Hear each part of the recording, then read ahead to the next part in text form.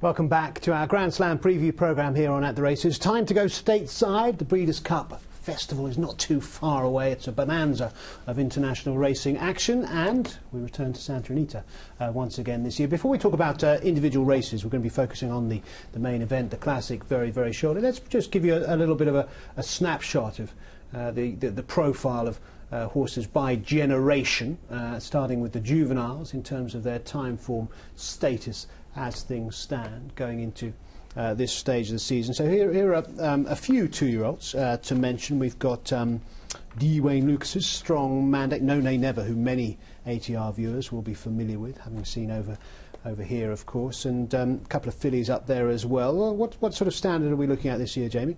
If it sounds like I'm reading anything out in this portion of the show, Sean, it's because I am.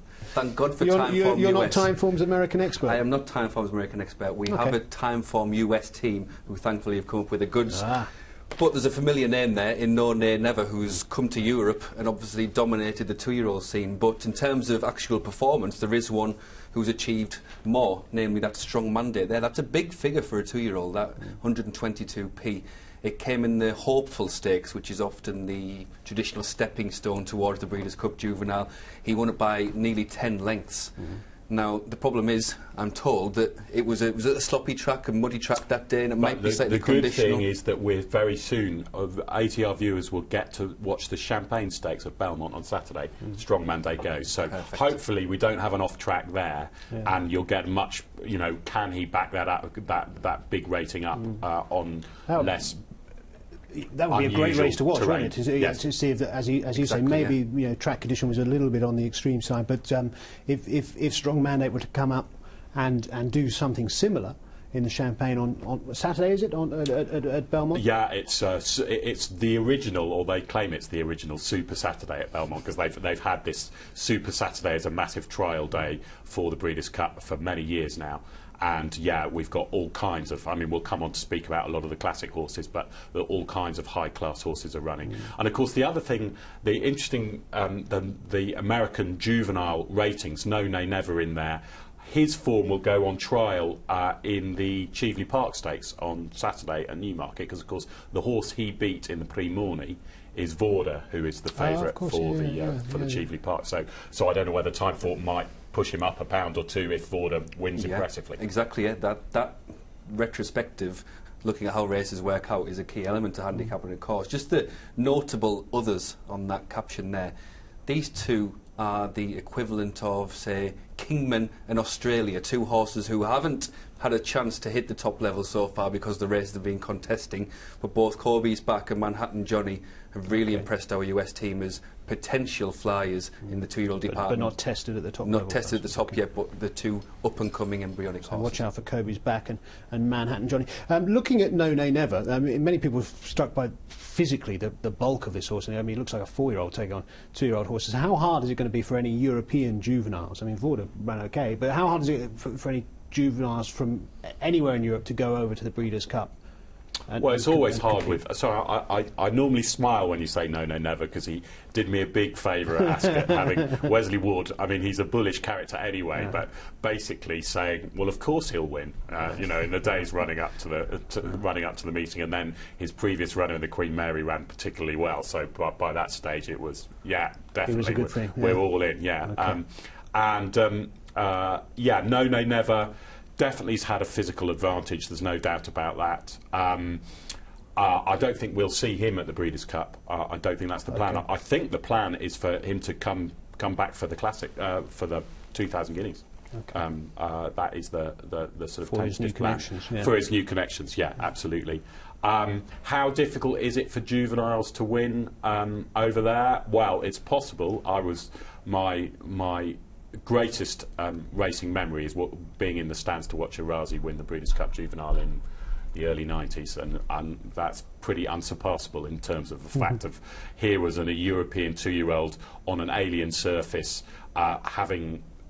being so far back in the early stages on a track that favours speed that there was just no way he could possibly win, and yet he won, and prompting the immortal quote from Alan Paulson, his owner, is he the best horse you've ever owned? And he replied, he's the best horse anybody's ever owned, which of course was typical hype from our American cousins.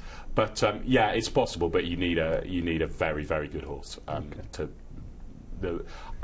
juvenile turf races is a different kettle of fish, because they don't have very much turf racing over there. So yeah, we got a great chance. But if you're talking the Breeders' Cup Juvenile and the Breeders' Cup Juvenile fillies, yeah, it's tricky. It's tough. They come out all guns blazing, that's for sure. Let's have a look at the next age group up, the 3-year-olds. Classic generation for us. Verrazano comes out top on time form. I say that with a slight note of surprise with Boyce, because of course he was sort of bombed out a bit in the Travers Stakes, but I suppose we're looking at what he's capable of doing. Yeah, that's what ratings express the best. But when you think that Tornado, Dawn Approach are in the sort of low 130s realms in time form terms over here, you can see that these aren't a vintage crop. Certainly that's our interpretation of the 3-year-olds. They've tended to beat each other. The top two, Verrazano and Palace Malice, both Todd Pletcher trained. You're right about Verrazano. I was told that when he needs to battle, that's when he's fallen down. When he has it easy, when he finds things having his own way, that's when he can fall down. And Palace Malice actually finished ahead of him last time, and he seems to be the one who is progressing most. But James might tell us a bit more about Princess of Silmar.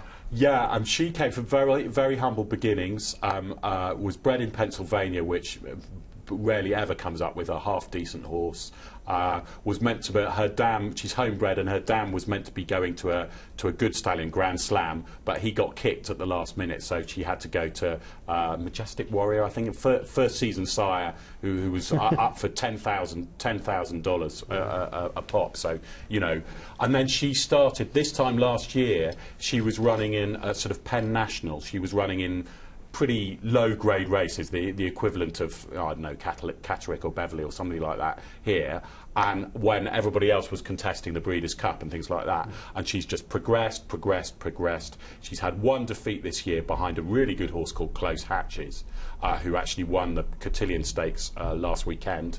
But Close Hatches was then well put in her place by her in the Kentucky Oaks, and she's won everything since. And now she goes, for the first time, she's going to take on the older horses on Saturday. And by older horses, I mean this little filly from Pennsylvania is taking on Royal Delta, dual Ladies Classic winner, who cost the princely sum of $8.5 million US. So it's it's a wonderful matchup between the two. And at the races, viewers, they must tune in for the Belldame. You mentioned Royal Delta there. She's there. 128 Wise Dan, the horse of the year 135. Game on Do, to be very familiar to many of us. 131 last year's classic winner, Fort Larned there on 129. Animal Kingdom. This is more like it, James, isn't it? These are the big boys. Yeah, I'm on terra firma with this lot. Even I know about this lot.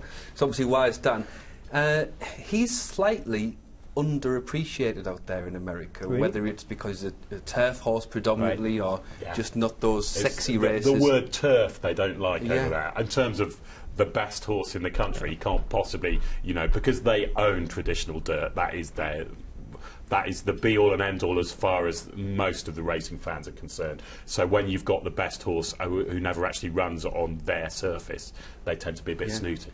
Sort of the same accusations of unadventurous campaigning that Frankel had to deal with for a time anyway, because Wise Dan, I think he's won his last 9, but this season Group 2s as well as Group 1s, there's not so much of an appreciation for a weight carrying performance in America. When a horse like Wise Dan has to give loads of weight to other horses, they don't see that as a real feather in the cap. Times that's obviously a huge part and a huge factor in American racing, but Americans might be slightly surprised of our view of Wise Dan and what he achieves. So you have him top and clear top, it must be said. Game on Dude, what's he running to this year? Chantal Sutherland no longer on board. Is he better or worse for that? I mean, and who will ride him if he goes to the Breeders' Cup? I'm not sure who'll ride him. I think Mike Smith might be back on board. Yeah. But the thing with this fellow is that he does. I mean, he's unbeaten this season, and he hasn't. I'm pretty sure he hasn't been beaten since he ran in the Breeders' Cup Classic last year. But he has gone for the Classic twice and been beaten both times. Once narrowly, admittedly, finished second. I think I'm anti-post punting on the Breeders' Cup Classic. I certainly looked at. I mean, you were there last year. at Santa Anita, Jamie. I thought of it, whoever gets the lead as long as they're not really hassled for it, is going to be a big advantage, and I think that's probably the same this year. And that was the thing why Game On Do didn't run very well last year, is he missed the break. Yeah, this is last year. And as we join it, Fort Larned is in front. An easy and uncontested lead. Yeah, and in second place is Macho Man, who, lo and behold, finished his second. So the track was favouring speed. Game On Do in third there. When we joined it, he'd actually had to work quite hard to even get in that position because he blew the start. And there's a school of thought that suggests that Game On Dude likes to get his own way in front. He's at his absolute best when he can dominate a field, as he has done with every single race this year. When he hasn't been able to, as happened here, then you could see which way he's going in a straight compared to both Fort Larned and Macho Man. There was a strong bias to the way the races were panning out, though, wasn't there, last year? This was brutal, wasn't it, in the finish, when you see this. And I was lucky enough to be there, lucky enough to have a look at the surface, and I was one of those advocates. I was an accusator of the unadventurous Frankel campaign. I thought it was written in the stars that he would end up in the Breeders' Cup Classic. Having watched that and having seen the surface, I'm very, very grateful that they didn't go that way. Because? Attritional. Because attritional, because, yeah, ability perhaps second to durability. And that is the... And the other thing I think about that is that you can, and poor dear old George Washington, God rest his soul, is that you can prime a horse for the Breeders' Cup Classic, and you're going to be first time out on traditional dirt, so that's difficult. But then when it comes up sloppy, which of course you don't know that until the hours before the race, that is a real gamble. So the rewards are massive, so it's worth going for. But you are taking a chance with a European shipper. Yep. I'm with you. I'm pleased that Frankel didn't go for that race. Having said that, I'd love to have seen him in the Breeders' Cup Mile or something like that.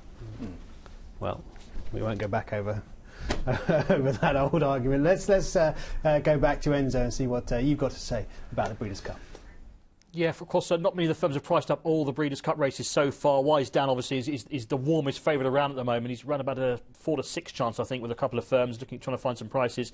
Very difficult to find a price on exchanges. He's odds on as well, Wise Dan, to win that. The big player, I guess, from over here in the Breeders' Cup Mile could be Moonlight Cloud. We know what a good record France have got in the Breeders' Cup Mile with Goldacova, amongst others, in recent years. So perhaps Moonlight Cloud could be the one, our best chance of a European winner. But of course, Wise Dan looks very, very hard to beat.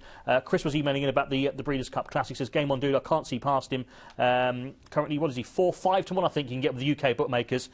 Game On Dude, but I think he will be a shorter price, as Chris makes out on the day. So again, if you fancy Game On Dude, he's definitely going to run the race 5 to 1 if you want to take the price now with the bookmakers over here as well.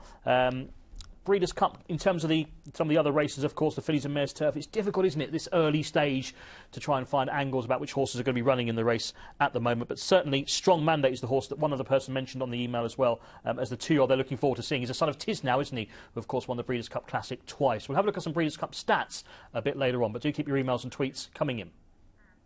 Yeah, keep them coming in, and Enzo will stat us up very, very shortly on the Classic. Let's have a look at a few of these horses in action, potential Classic contenders. We're going to have a look back at the Whitney International handicap, which is a Grade 1 handicap. We talked about weight carrying performances and handicaps being of a high standard sometimes, but perhaps not getting the same credentials. Cross Traffic wins this, Successful down second, Macho Man third, Ron the Greek in fourth, and Fort Larned, last year's winner, back in fifth here at Saratoga, Jamie. This is the one that my American counterparts are most encouraged and positive about. Cross Traffic, an unusual profile in terms of his amount of racing, but this race in particular, the horses who were chasing him at that point are the first and second from the Classic, which we saw last year, Fort Larned and Macho Man. He's seen them off, and then Successful done, comes at him late, and he still manages to hold on there.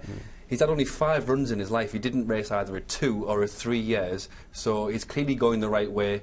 He's got an uncomplicated style, and he seems the real up-and-comer of American racing. I remember doing Racing News the following morning. We showed this race, and I presume, like a lot of people, I was fairly surprised at the result, James. I mean, he seems to have come a bit from nowhere, this horse. Yeah, well, late developing, you know, he's 4, but he's had very little racing. And successful down the horse he beat is a half-brother to Wisedown, so... Who trains him? Is it Todd Pletcher, is he with? Yeah, well, So he's with the right name people. virtually any American Yeah. top-class horse, and you've got a 50-50 chance that it'll be Todd Yeah. Pletcher, because he seems so incredibly strong in virtually every division. So we should take him seriously. Oh, definitely, yeah. Okay. There is a last point.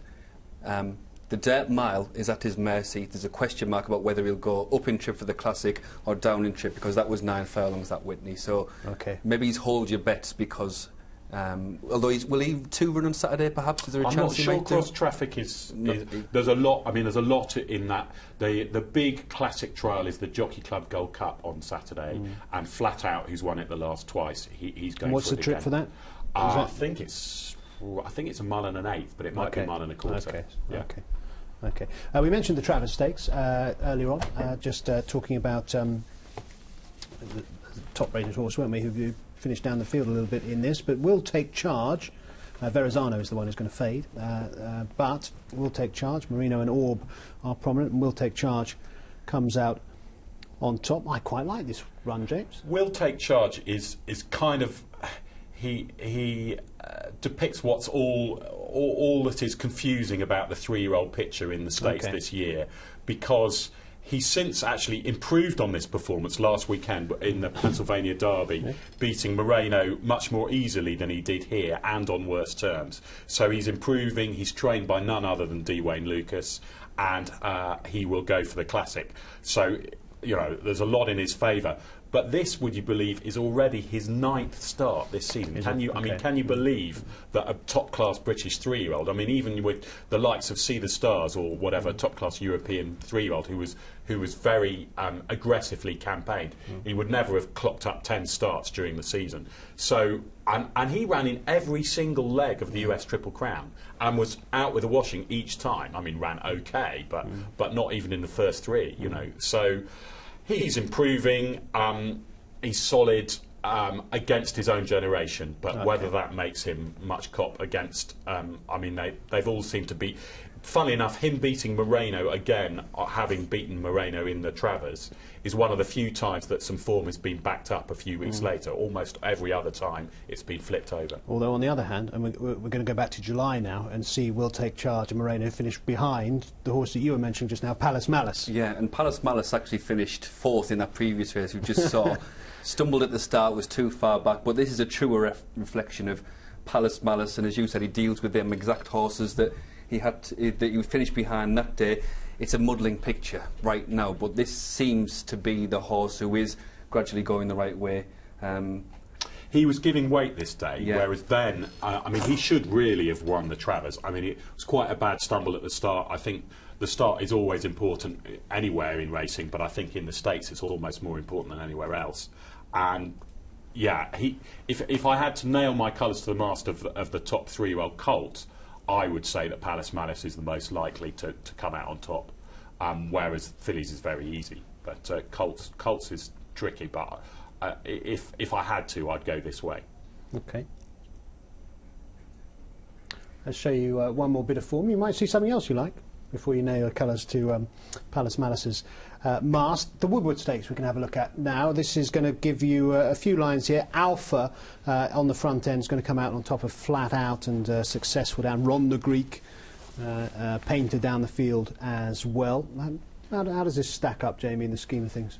Pretty low. I think that on or near the day, both Fort Leonard and Mucho Macho Man were withdrawn from this race, which left a depleted field and left Alpha, the Godolphin horse, to just set his own fractions and win as he liked. Flat Out, Painter, Ron the Greek, they've all got lines of form to the top horses, but none of them themselves are top horses. So certainly the take we had was that this was a grade 1 in all but name. Oh, I mean, you only need to see a second or two of the footage for that and see the conditions. I mean, look at the rainwater running off the track. And Alpha is an incredibly frustrating horse because he's run in top class races pretty much for the last year or more. Won last year's Travers, surprise, surprise, at Saratoga, and then did nothing, and really did nothing until back at Saratoga on sloppy ground, he suddenly pulled a rabbit out of the hat and won this. And yet, a lot of his other form, he's a long way behind. Successful Dan, who ties in with the cross-traffic form, was only third that day and beaten a long way. I mean, beaten 7 lengths in third. But I wouldn't demean cross-traffic because of that, simply because the conditions were, you know, really testing. Here's a look at the anti-post scene at the moment. Game on Dude, generally a 4-to-1 shot, hugely popular horse over here, so you'd expect him to be up at the top of the market. Cross Traffic, who's got some good plaudits here. We know that Godolphin would like to have a go at it. I'm sure that Coolmore would love to win this as well. Declaration of War gets a quote here of as big as 12-to-1. He's as short as 7 or 8-to-1 in some places. Jamie, where would your money go at the moment? When I was talking to Timeform US, all American guys, all former analysts, who do you fancy for the Breeders' Cup Classic? Then give me one. You know, they said Declaration of War. They're really worried about him because he's a war front. He is bred actually to win a classic. And they said that all the other horses are quite similar in makeup in terms of the way they go about the race. They're out in front, they're hard goers. And so him, with a different profile and a different way of attacking his races, they are very worried about Declaration of War. But for me, and basically Cross Traffic, that seems to be the real up-and-comer in American racing right now. It's a fair price as well, isn't it? 8-to-1. What's your take, James? My take is it's an impossible race, especially at this early stage. So you've got, if you're going to put your neck on the block, you've got to go for something at a bit of a price. And a horse, again, another race. I mean, the six win and you're in races at Belmont on Saturday. Every single one, you're guaranteed a place, a subsidised place, with them paying a travel subsidy as well for the Breeders' Cup. And one of those 6 is a Grade 2 called the Kelso, and Gradar, who's a horse that we haven't seen since the spring, might be, coming up late on the rails. You know, a bit of a dark horse. So yeah, I think at 12-to-1. He'd be, you know, you're looking for something each way, and he fits the bill. Is there any chance of Royal Delta running in the Classic rather than the Ladies' Classic? That's an interesting, there is a possibility, but I don't know. Normally, we're a pretty conservative bunch, a la Frankel, a la Wise Dan, and everything. When you've got this massive pot on the table already, which Royal Delta has won twice before, especially with her biggest opponent, Princess of Silmo, highly unlikely to be supplemented for the race. I fear they'll take the easy option and go for a three-peat instead of taking on the colts. But you know, sometimes I think you've got to prove, you know, for your horse to go from being a brilliant horse to an all-time great, you've got to. It's always easy for us. It's always easy for us to be brave with someone else's prize money, isn't it? Of course. But you've won so much money already. But then again, they had to fork out $8.5 million for Royal Delta, so maybe they're desperate to get as much back as they can. One last point about Royal Delta is that Bill Mott, he was always wondering why the horse threw in the odd stinker, and he's come down to the belief that it's actually Lasix, that she doesn't take that well to her, perhaps. So the last twice she's run without Lasix, and she's put in 2 of her career best efforts. So that Lasix issue, obviously one that won't go away. We won't ignore it completely, but it's just an idea that not all top American horses seemingly need that Lasix. That's intriguing. No, that is intriguing. I just looked at her form and thought, right, you throw out the 2 runs on Tapita in the Dubai World Cup, and other than that, she's pretty consistent. But yeah, if you then go through it a bit closer, you can see that she is maybe a little bit up and down. And yeah, well, Bill Mott, I mean, he knows much more than I do about American racing, if that's his take. And then she runs better without it. Fair enough. Let's get a final word on this with Enzo. Thank you very much indeed, Sean. A couple of tweets and emails. I got a tweet from Patrick saying that big double for me for the Breeders' Cup. I can't see past the Fugue in the Fillies and Mares Turf. Of course, she was so unlucky in the race. So I remember to my cost 12 months ago when William Buick couldn't get out that pocket on the inside. He says, I can't see past Wise Dan. So Patrick's big double for the Breeders' Cup will be the Fugue and Wise Dan. I think the Fugue's around about an even money chance. Again, not many firms have priced up many of the Breeders' Cup races, but from what I can see, the Fugue will be around about the even money mark for the Breeders' Cup. Fillies and Mares Turf, of course, will the Americans have anything that can take her on? A few stats regarding the European Raiders for the 3 big races, if you like, the Classic, the Turf and the Mile. Let's have a look at those now. Obviously, the Classic run on the traditionally dirt surface. We don't have a great record in it, the European runners. Only Arkong, who was actually paid 133-1, I believe, on the tote when it won in 1993. Extraordinary horse, trained by Andre Fabre, upset the great Bertrando that year and paid 133-1. on the American tote. He was the only winner on the dirt, Kong. Of course, Ravens Pass did win the Breeders' Cup Classic in 2008, but that was on the pro ride, the non-traditional dirt surface that year in 2008, Ravens Pass. So we've had 37 European runners and just those 2 winners so far. Much better record, of course, in the mile on the turf, particularly the French train horse, an extraordinarily good record. Obviously, Goldacova accounts for 3 of those 9 wins in the Breeders' Cup Mile, but the likes of Six Perfections as well, Dome Driver, going back through the years. Miesque, of course, won it twice as well. Last Tycoon, the French have just got a fantastic record in the Breeders' Cup Mile. And of course, Moonlight Cloud could very much add to that tally if she can lower the colours of Wise Dan this year. 12 winners in total from 29 European runners in the mile. Of course, none of those have been trained in France. And on the turf, a race you'd expect us to dominate. Well, not a bad record, is it? 16 European winners. Of course, we're into the 30th year of the Breeders' Cup this year. 29 turf runnings, 16 of them have gone to the Europeans. Of course, Conduit won it twice in recent memory for Sir Michael Stout. So, mile on the turf we do well. As we know, the dirt isn't a race we've done well in, but I agree with Jamie. We actually had an email about that as well. Declaration of War. Is he the horse that could be a European trained winner on the dirt in the Classic?